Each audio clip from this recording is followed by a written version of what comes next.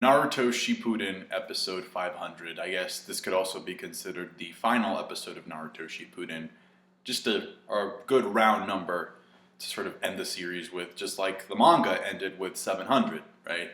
To be honest, the best way that I can describe this episode is that I think it's an episode that I didn't know that I needed up until I actually saw it. That's how great I thought this episode was. The way they handled the emotion in this episode was just brilliant. Just brilliant storytelling. Done in, 23, 24 minutes? Just great. There was a couple, actually 3 scenes where I was getting emotional, I'm not gonna lie. The symmetry of the episode, in terms of it being a finale, is also very cool because episode 1 of Naruto starts with the story of not just Naruto, but also Iruka. And we literally open up with Iruka, thinking about that day that ended up defining Naruto's life when he actually decided to, stand in for Naruto and protect him from that shuriken and just, show Naruto that he was cared for. And, it just makes so much sense, symmetrical sense to end the way that we open the series with. It's actually a very common thing to do in storytelling because what you end up doing is you have the entire thing just come full circle, right?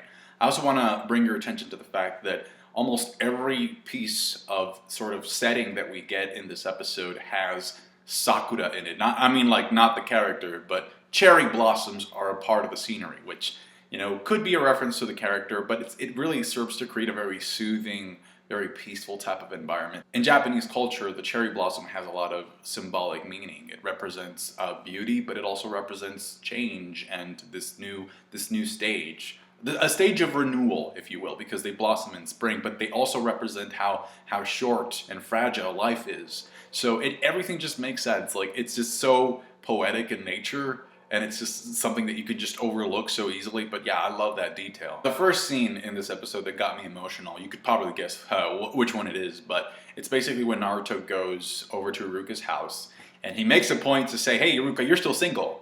What's going on?" He's teasing him in the beginning, and they lead up to this bridge or whatever, and he actually asks Iruka to attend the wedding as not his mentor or a tutor or a teacher, but as his father. And Iruka just gets teary-eyed and shit, and it's just so emotional. And to me, the reason why it hit me was because I never really expected that from Naruto, because in my opinion, like, I always viewed Iruka as like an older brother to Naruto, not necessarily like somebody to substitute for as his parent. Like, Jiraiya's the grandpa, right? Kakashi's the sensei. Sasuke's kind of like the twin brother, if you will. But Iruka, I never actually saw him as, a fatherly role model for Naruto. Although now that I think about it, and thanks to this episode, see, this is what the episode did for me. Great. It made me realize that it just makes perfect sense as to why Naruto has such a high level of affection towards Iruka. It's because, in theory, our parents are the very first examples that we get in terms of what love means. As human beings, like, our early caregivers are the primary example of how we learn to care about other people. And so it makes perfect sense that since Iruka was the first example that Naruto got, it would make sense that he would consider him as like this fatherly figure. Because he was a newborn baby when Minato and Kushina died, or sacrificed themselves to seal the fox inside of him. So he wouldn't have remembered that anyway, because he was just so little. That's why he needed a Kushina chakra flashback to understand that his parents really did care about him. But really, Iruka was the first. I love the scene at the swing there with Hinata, just because I remember that, it showcases that Hinata understands the significance of the swing, because not a lot of characters in the Naruto world understand that, other than, possibly maybe Sasuke. I'm not even sure about that, but Naruto knows the significance of the swing, and so does Hinata, and I think that's really what it comes down to. It's that connection. Like, she gets him, and, he gets her, so it's just really cool.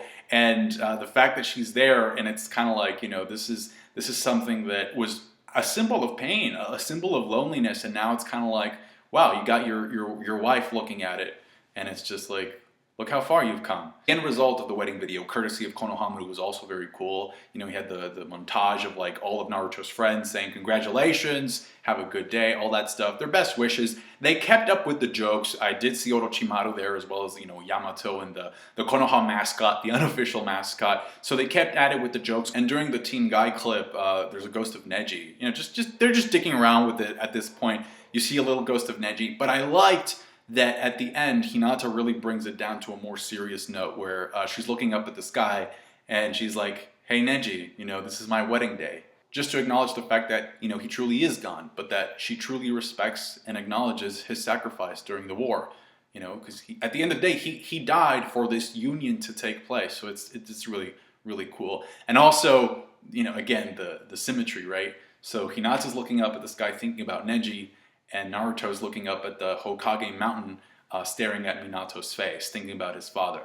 And she looks at him, and it's just, you know, they hold hands, and it's just such a great moment of, like, connection and how much they get each other. During the reception of the wedding, we also get to see shots of Shikamaru and Tamari holding hands, as well as Ino and Sai holding hands. So yeah, they're both of them are now an item. Choji is there as well, and I honestly thought that Choji was going to bump into Karui at the reception, but no, he just sees the wedding cake and he falls in love with it. So maybe Karui was actually the chef or the one who cooked the wedding cake. I don't know. I also really liked, there was one episode in particular that centered around Shino. So that episode kind of helped fill in the gap in terms of like why Shino ended up being like the teacher in the academy in the first place. Because when you jump from 699 to 700, you see Shino like teaching these kids and you're like, since when did he want to become a teacher? But so that episode and then an example in this episode, when he actually, you know, takes Kurenai's daughter and puts her on his shoulders and stuff, it kind of shows that, you know, okay, you know, he has a passion for it. And I think it's really cool in terms of character development because it gives Shino another layer to his character as opposed to just being, oh, he's the bug guy. He's the weird bug guy. No, he actually has a passion for teaching kids and, you know, letting them know the rules and stuff. So that makes sense for him. Then we get a shot of a very lonely looking Sakura. She looks very sad, obviously thinking about Sasuke. And but then she gets a hawk that has a message from Sasuke that says congratulations. Now, was that message intended for Naruto or for Sakura? Why would he be sending a message to Sakura that says congratulations? I don't know.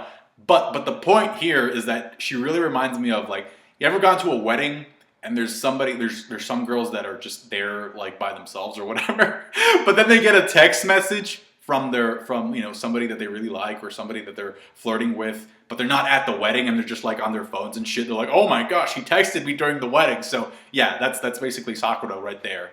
We also get a shot of Sasuke and it starts out with him looking very, very sad.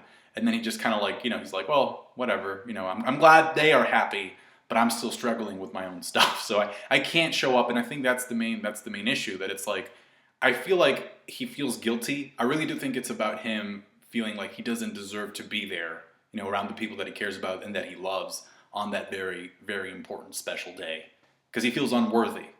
But yeah, it was sad, and you know, it was like, shit, Sasuke, just come back, asshole. What are you doing?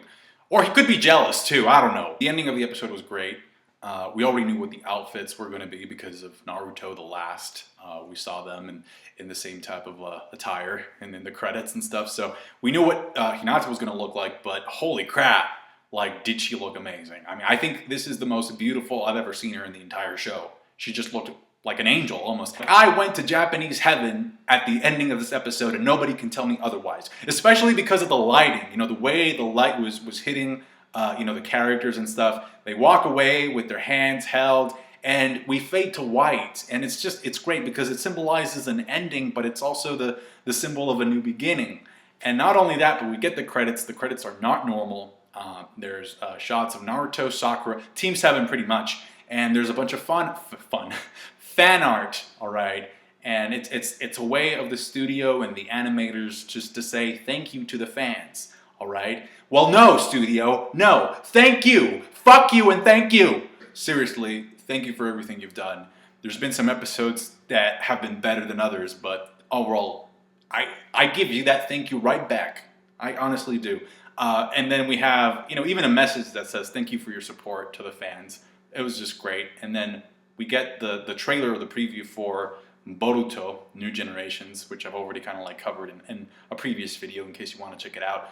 And we have Naruto taking off his headband by the end, like over a black background, giving it to Boruto, just passing down the headband, because now it's time for Boruto's adventure to begin. And it's great. It's a great passing of the torch, passing of the baton. Like almost every part of this episode was poetic. You know, it was just great. It was a great episode. Great way to end the show. 500.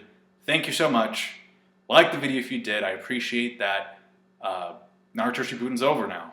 Can't believe it, but whew, it's that feeling of, okay, let's see what's next.